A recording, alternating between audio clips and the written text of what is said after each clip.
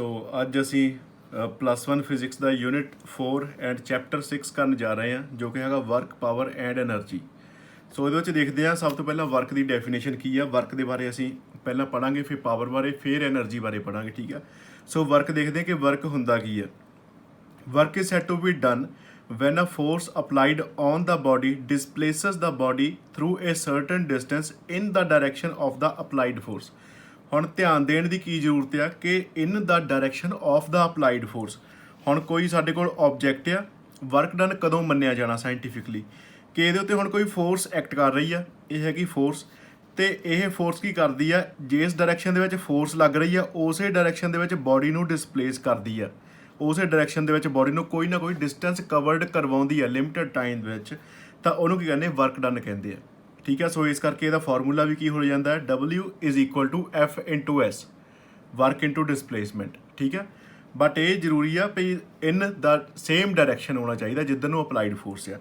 सो next देखो की है वर्क दी डायमेंशन साडे कोल की है। Dimensional formula W = F × S होंदा। पहला फोर्स के डायमेंशन कैलकुलेट कर लो, फिर डिस्टेंस दियाँ कर लो। फोर्स की होंदी है M1 L1 T-2 तो डिस्टेंस की होंदी कल्ली L। जो हम बेस सेम है तो अंदर पावर की हो जानी है प्लस हो जानी है। ठीक है, ML2 T-2। हम बच्चों ये देखियो भई जी डायमेंशन हम वर्क की है, एनर्जी की भी सेम ही होंगी, काइनैटिक एनर्जी हीट वगैरह सारिਆਂ की सेम ही डायमेंशन होंगी है। ये 4-5 ਜਿਹੜੀਆਂ फिजिकल क्वांटिटीज़ है इन्हों की डायमेंशन फार्मूला सेम ही होंगे। ठीक है जी, सो नैक्सट देखते की है वर्क के यूनिट जो आ ये 2 तरीके के होंगे। ठीक है, फर्स्ट है साढ़े absolute unit. Absolute unit of work ही होंगे आ, जिमें कि CGS ते SI सिस्टम के असी प्रीवियस वीडियोस जरूर देखा करो जिहदे तुहानूं डायमेंशन फार्मूले कैलकुलेट करने सिखाए थे चैप्टर 2 के। सो ये की सीगा CGS दे विच हुंदा अर्ग ERG। ठीक है जी, तो SI सिस्टम दे विच हुंदा जाउल। ठीक है, सो नैक्सट देखते हैं ये सीगे absolute unit of work. So next हुंदे आ ग्रैविटेशनल यूनिट ऑफ वर्क। ਹੁਣ ਇਹਦੇ ਵਿੱਚ ਗ੍ਰੈਵਿਟੇਸ਼ਨਲ ਯੂਨਿਟ ਆਫ ਵਰਕ ਦੇ ਵਿੱਚ ਕੀ ਅਲੱਗ ਚੀਜ਼ ਆ। ਹੁਣ ਦੇਖੋ ਇਹ 'ਚ ਸਾਡੀ ਗ੍ਰੈਵਿਟੇਸ਼ਨਲ ਫੋਰਸ ਆ ਜਾਂਦੀ ਹੈ।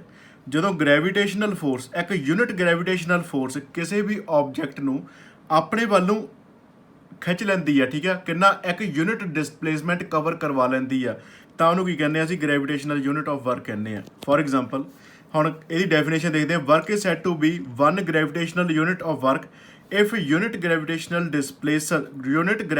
force displaces the body through unit distance in the direction of the force। ਹੁਣ ਦੇਖੋ ਗ੍ਰੈਵਿਟੇਸ਼ਨਲ ਫੋਰਸ ਜਿਹੜੀ ਹੁੰਦੀ ਹੈ ਹਮੇਸ਼ਾ ਪੁਲਿੰਗ ਫੋਰਸ ਹੁੰਦੀ, ਆਪਣੇ ਵੱਲ ਨੂੰ ਖਿੱਚਦੀ ਹੈ ਚੀਜ਼ਾਂ ਨੂੰ। ਆ ਕੋਈ ਆਬਜੈਕਟ ਹੈ, ਇਹਦੇ ਵਿੱਚ ਗ੍ਰੈਵਿਟੇਸ਼ਨਲ ਫੋਰਸ ਆ, ਇਹ ਆਪਣੇ ਵੱਲ ਨੂੰ ਖਿੱਚ ਰਿਹਾ। ਹੁਣ ਕਿਹਨੂੰ ਖਿੱਚ ਰਿਹਾ? ਕਿਸੇ ਵੀ ਆਬਜੈਕਟ ਨੂੰ। ਮੰਨ ਲਓ ਇਹ ਯੂਨਿਟ ਫੋਰਸ ਲਾ ਰਿਹਾ ਤੇ ਇਹ ਇੱਕ ਯੂਨਿਟ ਡਿਸਟੈਂਸ ਇਹਨੇ ਕਵਰ ਕੀਤਾ, ਇਹਦੇ ਵੱਲ ਨੂੰ ਖਿੱਚਦਾ, ਤਾਂ ਇਹਨੂੰ ਕਹਾਂਗੇ ਅਸੀਂ ਗ੍ਰੈਵਿਟੇਸ਼ਨਲ ਯੂਨਿਟ ਆਫ ਵਰਕ। ठीक है, ये हुंदे किहड़े होंगे आ? 2 तरीके के, वही सेम CGS ते SI सिस्टम दे विच देखते हैं। CGS सिस्टम दे विच जिहड़े ग्रैविटेशनल यूनिट ऑफ वर्क ही आ gram into centimetre. 1 gram into centimetre काहदे बराबर आ? 980 अर्ग। ठीक है, 980 अर्ग के बराबर है। सो SI यूनिट दे विच किलोग्राम ते मीटर सेम हो गया। 1 kilogram metre is equal to 9.8 joules, ये बराबर आ जाता। ठीक है जी, सो नैक्सट देखते हैं। नैक्सट साडे कोल आउंदा work done by a constant force. ਜਦੋਂ ਕੋਈ ਲਗਾਤਾਰ ਫੋਰਸ ਲੱਗਦੀ ਆ ਤਾਂ ਉਹਦੇ ਨਾਲ ਵਰਕ ਡਨ ਅਸੀਂ ਕਿੱਦਾਂ ਕੈਲਕੂਲੇਟ ਕਰਦੇ ਹਾਂ। ਠੀਕ ਆ, ਹੁਣ ਹਰੇਕ ਜਗ੍ਹਾ ਦੇ ਉੱਤੇ ਐਪਲੀਕੇਬਲ ਹੁੰਦਾ ਜਿੱਥੇ ਵੀ ਫੋਰਸ ਲੱਗਦੀ ਹੈ। ਹੁਣ ਦੇਖੋ ਇਹਦੇ ਵਿੱਚ ਇੱਕ ਬਲੌਕ ਹੈ ਸਾਡੇ ਕੋਲ, ਮੰਨ ਲਓ A ਪੋਜੀਸ਼ਨ ਆ, ਇੱਧਰ B ਪੋਜੀਸ਼ਨ ਆ, ਇਹ ਬਾਅਦ 'ਚ ਆਉਂਦਾ। A ਪੋਜੀਸ਼ਨ ਦੇ ਉੱਤੇ ਹੁਣ ਸਾਡੇ ਕੋਲ ਕੋਈ ਬਲੌਕ ਪਿਆ ਆ, ਇਹ 'ਚ ਹੁਣ ਫੋਰਸ ਦੀ ਡਾਇਰੈਕਸ਼ਨ ਕਿਹੜੀ ਹੈ? ਇਸ ਐਂਗਲ ਦੇ ਉੱਤੇ ਫੋਰਸ ਲੱਗ ਰਹੀ ਹੈ, ਇਹ ਦੇਖੋ। ठीक है जी, इस एंगल के उत्ते फोर्स लग रही है, तो हुण की करना है? ये ऑब्जैक्ट जिहड़ा आ A पोजीशन तो B पोजीशन के उत्ते चलिया जांदा डिसप्लेस होके, तो असीं कैलकुलेट करनी कि फोर्स किवें इहदे उत्ते लगदी ते वर्क किद्दां कैलकुलेट करना आपां। हुण देखो ये जिहड़ी फोर्स है ना, ये F फोर्स आ, इस नूं असीं 2 कंपोनेंट विच डिवाइड कर सकते हैं। 2 कंपोनेंट किहड़े हो गए? एक तो F cos थीटा, एक F sin थीटा हो गया। हुण F cos थीटा जिहड़ा हॉरीजोंटल कंपोनेंट आ, मान लो जिधरले पासे नूं बॉडी डिसप्लेस हुई है ना, ऑब्जैक्ट डिसप्लेस होया, उधरले पासे नूं कंपोनेंट हैगा F cos theta. But opposite direction जां परपेंडिकुलर डायरैक्शन दे विच की आ F sin थीटा। हुण देखो बॉडी जिहड़ी आ हॉरीजोंटली डिसप्लेस हो रही है, बट sin थीटा की आ वर्टिकल कंपोनेंट है। ਹੁਣ ਦੇਖੋ ਇਹਦੇ 'ਚ ਕੀ ਆ, ਦੋ ਕੰਪੋਨੈਂਟ ਹੋਗਾ। ਇੱਕ ਤਾਂ ਕੰਪੋਨੈਂਟ ਜਿਹੜਾ ਹੈ ਸਾਡਾ ਡਾਇਰੈਕਸ਼ਨ ਆਫ ਦਾ ਡਿਸਪਲੇਸਮੈਂਟ ਦੇ ਵਿੱਚ ਆ, ਇੱਕ ਹੈਗਾ ਪਰਪੈਂਡੀਕੂਲਰ ਟੂ ਦਾ ਡਾਇਰੈਕਸ਼ਨ ਆਫ ਡਿਸਪਲੇਸਮੈਂਟ ਦੇ ਵਿੱਚ। ਪਰਪੈਂਡੀਕੂਲਰ ਵਾਲਾ ਕੰਪੋਨੈਂਟ ਐਫ ਸਾਈਨ ਥੀਟਾ। ਹੁਣ ਦੇਖੋ ਕੀ ਆ, ਕਿਉਂਕਿ ਹੁਣ ਬੋਡੀ ਜਿਹੜੀ ਆ ਸਿਰਫ ਐਫ ਕੋਸ ਥੀਟੇ ਵੱਲ ਨੂੰ ਹੀ ਮੂਵ ਹੋ ਰਹੀ ਆ, ਐਫ ਸਾਈਨ ਥੀਟੇ ਵੱਲ ਨੂੰ ਤਾਂ ਮੂਵ ਹੋਈ ਨਹੀਂ। ਆਪਾਂ ਦੇਖੀਏ ਤਾਂ ਜਿਹੜੇ ਪੁਆਇੰਟ ਤੇ ਸੀ ਉਸੇ ਪੁਆਇੰਟ ਦੇ ਉੱਤੇ ਹੀ ਆ। ਹੁਣ ਪੁਆਇੰਟ ਤਾਂ ਸੇਮ ਹੀ ਚੱਲਦਾ ਰਹਿੰਦਾ ਇਦਾਂ, ਜੇ ਆਪਾਂ ਦੇਖੀਏ ਬਣਾ ਕੇ, ਠੀਕ ਹੈ। ਇਸੇ ਪੁਆਇੰਟ ਦੇ ਉੱਤੇ ਬੋਡੀ ਚੱਲ ਰਹੀ ਹੈ, ਪਰ ਅੱਗੇ ਵਧ ਰਹੀ। ਹੌਰੀਜ਼ੌਂਟਲ ਕੰਪੋਨੈਂਟ ਮੂਵ ਹੋ ਰਿਹਾ, ਵਰਟੀਕਲ ਕੰਪੋਨੈਂਟ ਮੂਵ ਨਹੀਂ ਹੋ ਰਿਹਾ। ਇਸ ਕਰਕੇ ਸਿਰਫ ਹੌਰੀਜ਼ੌਂਟਲ ਕੰਪੋਨੈਂਟ ਹੀ ਅਸੀਂ ਮੰਨਾਂਗੇ, ਠੀਕ ਹੈ। ਵਰਟੀਕਲ ਕੈਂਸਲ ਆਊਟ ਹੋ ਜਾਣਾ। ਸੋ ਅਸੀਂ ਕੀ ਕਹਿਣਾ ਕਿ ਵਰਕ ਡਨ ਬਾਈ ਦਾ ਫੋਰਸ ਇਨ ਡਿਸਪਲੇਸਿੰਗ ਦਾ ਬੋਡੀ ਥਰੂ ਅ ਡਿਸਟੈਂਸ ਐਸ। ਐਸ ਡਿਸਟੈਂਸ ਕਿਹੜਾ ਸੀਗਾ? ਏ ਪੋਜੀਸ਼ਨ ਤੋਂ ਬੀ ਪੋਜੀਸ਼ਨ ਤੱਕ ਲਿਜਾਣ ਵਾਲਾ ਡਿਸਟੈਂਸ ਐਸ ਸੀਗਾ, ਠੀਕ ਹੈ। ਤਾਂ ਕਿੰਨਾ ਹੋਊਗਾ? W is equal to F cos theta into S. Sign ਤਾਂ ਕੈਂਸਲ ਹੋ ਗਿਆ ਸਾਡਾ, ਠੀਕ ਹੈ। ਹੁਣ ਨੈਕਸਟ ਦੇਖੋ ਕੀ ਆ, ਇਹ W is equal to F S cos of theta, ਇਹ ਚੀਜ਼ ਹੋ ਗਈ। ਹੁਣ ਦੇਖੋ ਅਗਰ ਅਸੀਂ ਕਹਿੰਦੇ ਆ ਵੈਕਟਰ ਫਾਰਮ 'ਚ ਲਿਖਦੇ ਆ W is equal to F vector into S vector, ਕਿਉਂਕਿ ਫੋਰਸ ਵੀ ਇੱਕ ਵੈਕਟਰ ਕੁਆਂਟਿਟੀ ਆ, ਡਿਸਪਲੇਸਮੈਂਟ ਵੀ ਵੈਕਟਰ ਕੁਆਂਟਿਟੀ ਆ, ਬਟ ਵਰਕ ਜਿਹੜਾ ਹੈ ਇਹ ਕੀ ਆ? ਸਕੇਲਰ ਕੁਆਂਟਿਟੀ ਆ। ਇਹ ਜ਼ਰੂਰ ਧਿਆਨ ਦਿਓ, ਇਹਦੇ ਵਿੱਚ ਵਰਕ ਸਕੇਲਰ ਕੁਆਂਟਿਟੀ ਆ, ਬਟ ਫੋਰਸ ਐਂਡ ਡਿਸਪਲੇਸਮੈਂਟ ਦੋਨਾਂ ਦੇ ਵਿੱਚ ਡਾਇਰੈਕਸ਼ਨ ਕਾਊਂਟ ਹੁੰਦੀ ਆ। ਡਾਇਰੈਕਸ਼ਨ ਦੇ ਹਿਸਾਬ ਦੇ ਨਾਲ ਇਹ ਪੋਜ਼ਿਟਿਵ ਜਾਂ ਨੈਗੇਟਿਵ ਹੋ ਜਾਂਦੀਆਂ ਆ, ਠੀਕ ਹੈ ਜੀ। ਨੈਕਸਟ ਦੇਖਦੇ ਆ nature of the work done in the different situations. ਅਲੱਗ-ਅਲੱਗ ਸਿਚੁਏਸ਼ਨਸ ਦੇ ਵਿੱਚ ਵਰਕ ਕਿੱਦਾਂ ਹੁੰਦਾ, ਪੋਜ਼ਿਟਿਵ, ਨੈਗੇਟਿਵ, ਜ਼ੀਰੋ ਕਿੱਦਾਂ ਹੁੰਦਾ। ਹੁਣ ਦੇਖੋ ਫਸਟ ਕੇਸ ਸਾਡਾ ਹੈਗਾ work done, positive work done.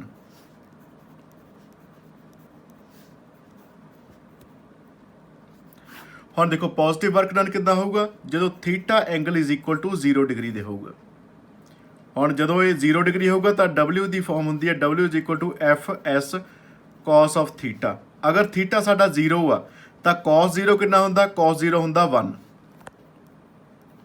cos 0 degree angle ਦੇ ਉੱਤੇ 1 ਹੁੰਦਾ। ਤਾਂ ਵਰਕ ਸਾਡਾ ਕਾਹਦੇ ਬਰਾਬਰ ਆ ਗਿਆ? F ਇੰਟੂ ਐਸ, ਜੋ ਕਿ ਹੈਗਾ ਪੋਜ਼ਿਟਿਵ ਸਿਚੁਏਸ਼ਨ, ਠੀਕ ਹੈ ਜੀ। ਹੁਣ ਇਹਦੀਆਂ ਐਗਜ਼ਾਮਪਲ ਦੇਖ ਲੈਂਦੇ ਅਸੀਂ। ਐਗਜ਼ਾਮਪਲ ਇਹਦੀਆਂ ਕਿਹੜੀਆਂ ਆ? ਐਗਜ਼ਾਮਪਲ ਦੇ ਵਿੱਚ ਸਾਡੇ ਕੋਲ ਆਉਂਦਾ ਜਦੋਂ ਕੋਈ ਬੋਡੀ ਆ, ਇੱਕ ਬੋਡੀ, ਕੋਈ ਵੀ ਬੋਡੀ ਆ। ਹੁਣ ਆ ਹੈਗਾ ਅਰਥ ਦਾ ਸਰਫੇਸ, ਇਹਦੇ ਵਿੱਚ ਕੀ ਆ? ਗ੍ਰੈਵਿਟੇਸ਼ਨਲ ਪੁੱਲ ਆ, ਖਿੱਚ ਰਹੀ ਹੈ ਇਹ ਚੀਜ਼ਾਂ ਨੂੰ। ਇੱਕ ਬੋਡੀ ਹਾਈਟ ਦੇ ਉੱਤੇ ਆਲਰੇਡੀ, ਇਹਨੇ ਕੀ ਕਰਨਾ? A ਪੋਜੀਸ਼ਨ ਤੋਂ B ਪੋਜੀਸ਼ਨ ਦੇ ਉੱਤੇ ਫਾਲ ਹੋਈ ਆ ਬੋਡੀ, ਇੰਨਾ ਸਾਰਾ ਹਾਈਟ ਇਹਨੇ ਕਵਰ ਕੀਤੀ ਹੈ, ਡਿਸਟੈਂਸ ਇੰਨਾ ਕਵਰ ਕੀਤਾ ਹੈ। ਸੋ ਹੁਣ ਦੇਖੋ ਫੋਰਸ ਦੀ ਡਾਇਰੈਕਸ਼ਨ ਜਿਹੜੀ ਆ ਇਹ ਨੀਚੇ ਵਾਲੇ ਪਾਸੇ ਨੂੰ ਆ, ਤੇ ਬੋਡੀ ਫਾਲ ਵੀ ਨੀਚੇ ਵਾਲੇ ਪਾਸੇ ਨੂੰ ਹੀ ਹੋ ਰਹੀ ਆ। ਇਹਦਾ ਮਤਲਬ ਸਾਡੇ ਕੋਲ ਵਰਕ ਕਿੰਨਾ ਆ ਗਿਆ? F ਇੰਟੂ ਐਸ ਹੁੰਦਾ ਵਰਕ, F ਇੰਟੂ ਐਸ। ਤੇ ਫੋਰਸ ਕਾਹਦੇ ਬਰਾਬਰ ਹੈ? ਮਾਸ ਇੰਟੂ ਗ੍ਰੈਵਿਟੇਸ਼ਨਲ ਫੋਰਸ ਦੇ, gravitational acceleration due to gravity ਦੇ ਬਰਾਬਰ, ਇੰਟੂ H। H ਹੈਗੀ height. W is equal to ਕੀ ਆ ਗਿਆ? M G and H।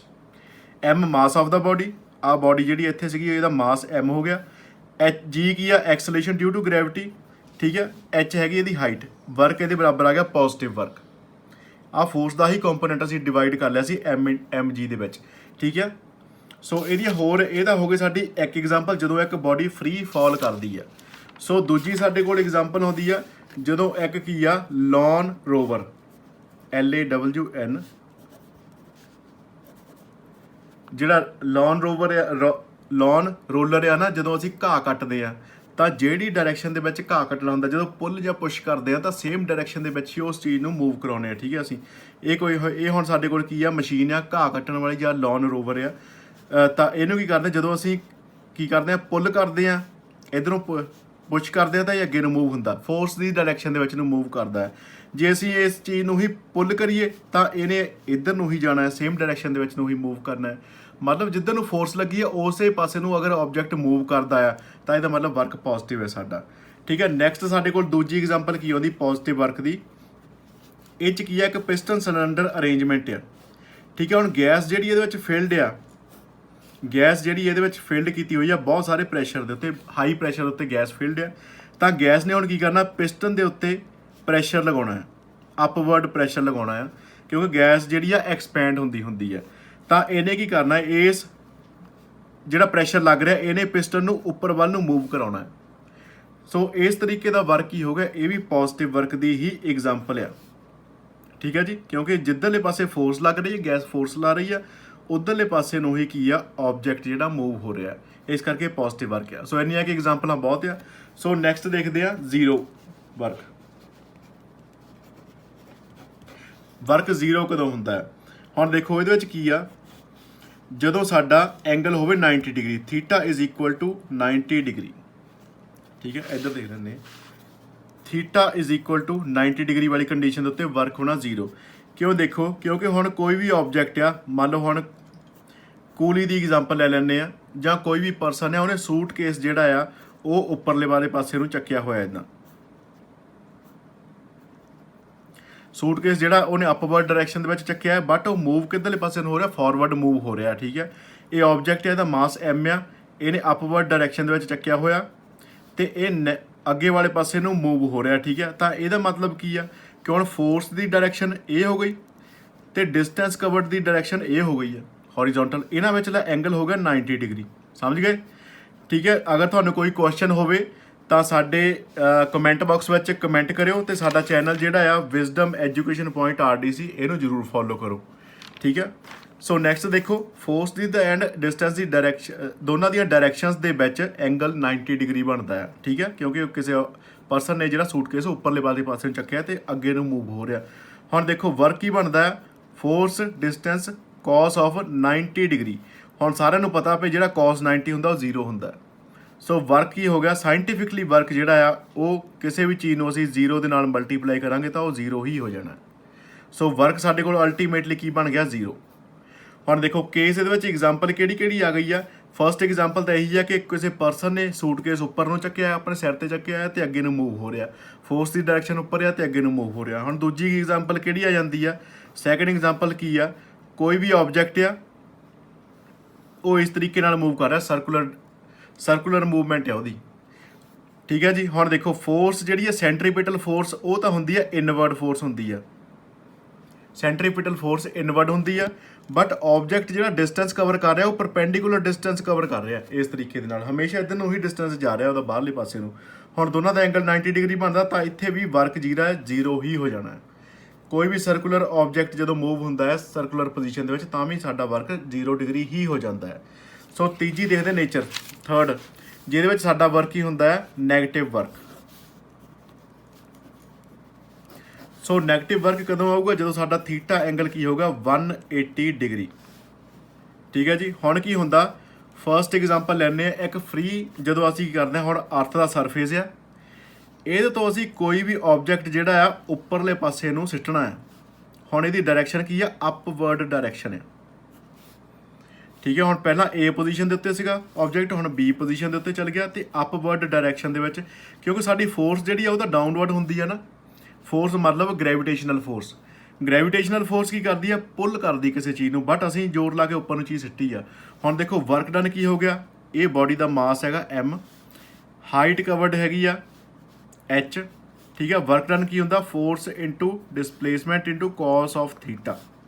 ਠੀਕ ਹੈ, ਹੁਣ ਦੇਖੋ ਫੋਰਸ ਦੀ ਡਾਇਰੈਕਸ਼ਨ ਨੀਚੇ ਨੂੰ ਆ, ਡਿਸਪਲੇਸਮੈਂਟ ਦੀ ਉੱਪਰਲੇ ਪਾਸੇ ਨੂੰ ਆ, ਦੋਨਾਂ ਦੇ ਵਿੱਚ ਐਂਗਲ ਹੋ ਗਿਆ 180 ਡਿਗਰੀ। ਠੀਕ ਹੈ ਜੀ, ਸਿੰਪਲ ਜਿਹਾ ਲੈ ਲੈਂਦੇ ਆਪਾਂ, W into S cos 180 degree. cos 180 ਕੀ ਹੁੰਦਾ? -1। ਸੋ ਸਾਡੇ ਕੋਲ ਵਰਕ ਕੀ ਆ ਗਿਆ? F into S -1। ਠੀਕ ਹੈ, ਹੁਣ ਫੋਰਸ ਕੀ ਆ? M into G, mass into acceleration due to gravity, and S ਹੈਗੀ ਆ H, ਤਾਂ -1 ਇਹਦੇ ਮੋਹਰੇ ਆ ਗਿਆ। W ਇਜ਼ ਇਕੁਅਲ ਟੂ ਕੀ ਆ ਗਿਆ? -mgh, ਇਹ ਚੀਜ਼ ਆ ਗਈ ਸਾਡੇ ਕੋਲ। ਠੀਕ ਹੈ, ਹੁਣ ਦੂਜੀ ਐਗਜ਼ਾਮਪਲ ਇਹਦੇ ਵਿੱਚ ਕਿਹੜੀ ਬਣਦੀ ਆ? ਦੂਜੀ ਐਗਜ਼ਾਮਪਲ ਸਾਡੇ ਕੋਲ ਬਣਦੀ ਆ ਜਦੋਂ ਅਸੀਂ ਬ੍ਰੇਕ ਸਪਲਾਈ ਕਰਦੇ ਹਾਂ।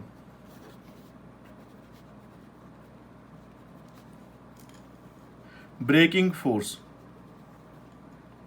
ਹੁਣ ਸਾਨੂੰ ਸਾਰਿਆਂ ਨੂੰ ਪਤਾ ਵੀ ਜੇ ਬ੍ਰੇਕਿੰਗ ਫੋਰਸ ਜਿਹੜੀ ਹੁੰਦੀ ਆ ਉਹ ਬੈਕਵਰਡ ਹੁੰਦੀ ਹੈ। ਕੋਈ ਵੀ ਗੱਡੀ ਮੂਵ ਕਰਦੀ ਹੈ ਜਾਂ ਕੋਈ ਵੀ ਪਹੀਆ ਚੱਕਾ ਮੂਵ ਕਰਦਾ, ਵੀਲ ਮੂਵ ਕਰਦਾ ਹੈ, ਜਦੋਂ ਬ੍ਰੇਕ ਸਪਲਾਈ ਹੁੰਦੀ ਆ ਤਾਂ ਉਹ ਬੈਕਵਰਡ ਫੋਰਸ ਉਹਦੇ ਉੱਤੇ ਲੱਗਦੀ ਹੈ, ਫ੍ਰਿਕਸ਼ਨ ਫੋਰਸ ਲੱਗਦੀ ਹੈ। ਬਟ ਹੁਣ ਉਸੇ ਟਾਈਮ ਬੋਡੀ ਰੁਕ ਥੋੜੀ ਜਾਂਦੀ ਹੈ। ਠੀਕ ਹੈ, ਮੋਮੈਂਟਮ ਦੀ ਵਜ੍ਹਾ ਨਾਲ ਉਹ ਅੱਗੇ ਨੂੰ ਥੋੜਾ ਜਿਹਾ ਮੂਵ ਕਰਦੀ ਹੈ। ਹੁਣ ਇਹਨਾਂ ਦੇ ਵਿੱਚ ਫੋਰਸ ਐਂਡ ਡਿਸਪਲੇਸਮੈਂਟ, ਕਿਉਂਕਿ ਫ੍ਰਿਕਸ਼ਨ ਫੋਰਸ ਬੈਕਵਰਡ ਹੁੰਦੀ ਹੈ ਐਂਡ ਡਿਸਪਲੇਸਮੈਂਟ ਅੱਗੇ ਨੂੰ, ਦੋਨਾਂ ਦੇ ਵਿੱਚ ਐਂਗਲ ਬਣਦਾ ਹੈ 180 ਡਿਗਰੀ ਦਾ। ਇੱਥੇ ਵੀ ਜਿਹੜਾ ਸਾਡਾ ਵਰਕ ਕੀ ਹੋ ਜਾਂਦਾ? ਨੈਗੇਟਿਵ ਵਰਕ ਹੀ ਹੋ ਜਾਂਦਾ ਹੈ। ਤੇ ਤੀਜੀ ਐਗਜ਼ਾਮਪਲ ਸਾਡੇ ਕੋਲ ਫ੍ਰਿਕਸ਼ਨਲ ਫੋਰਸ ਦੀ ਹੁੰਦੀ ਹੈ। ਜਦੋਂ ਅਸੀਂ ਵਾਕ ਕਰਦੇ ਹਾਂ ਫ੍ਰਿਕਸ਼ਨ ਲੱਗਦੀ ਹੈ। ਫ੍ਰਿਕਸ਼ਨਲ ਫੋਰਸ ਹਮੇਸ਼ਾ ਹੀ ਆਪੋਜ਼ਿਟ ਡਾਇਰੈਕਸ਼ਨ ਵਿੱਚ ਹੁੰਦੀ ਹੈ ਤੇ ਮੂਵ ਅਸੀਂ ਫਾਰਵਰਡ ਕਰਦੇ ਆ। ਇਸ ਕਰਕੇ ਸਾਡਾ ਜਿਹੜਾ ਵਰਕ ਹੈ, ਚੱਲਣ ਵਾਲਾ ਵਰਕ ਹੁੰਦਾ, ਉਹ ਵੀ ਨੈਗੇਟਿਵ ਹੀ ਹੋ ਜਾਂਦਾ ਹੈ। ਠੀਕ ਹੈ ਜੀ। ਸੋ ਇਹ ਸੀਗੀ ਵਰਕ ਦਾ ਹੀ ਪਹਿਲਾ ਪਾਰਟ ਸੀਗਾ। ਨੈਕਸਟ ਵੀਡੀਓ ਲਈ please stay tuned hour channel and subscribe and like hour channel. ਅਗਰ ਤੁਹਾਨੂੰ ਕੋਈ ਦਿੱਕਤ ਆ ਰਹੀ ਹੈ ਤਾਂ ਸਾਡੇ ਨੂੰ ਕਮੈਂਟ ਬਾਕਸ ਵਿੱਚ ਕਮੈਂਟ ਕਰੋ। ਸੇ ਥੈਂਕ ਯੂ।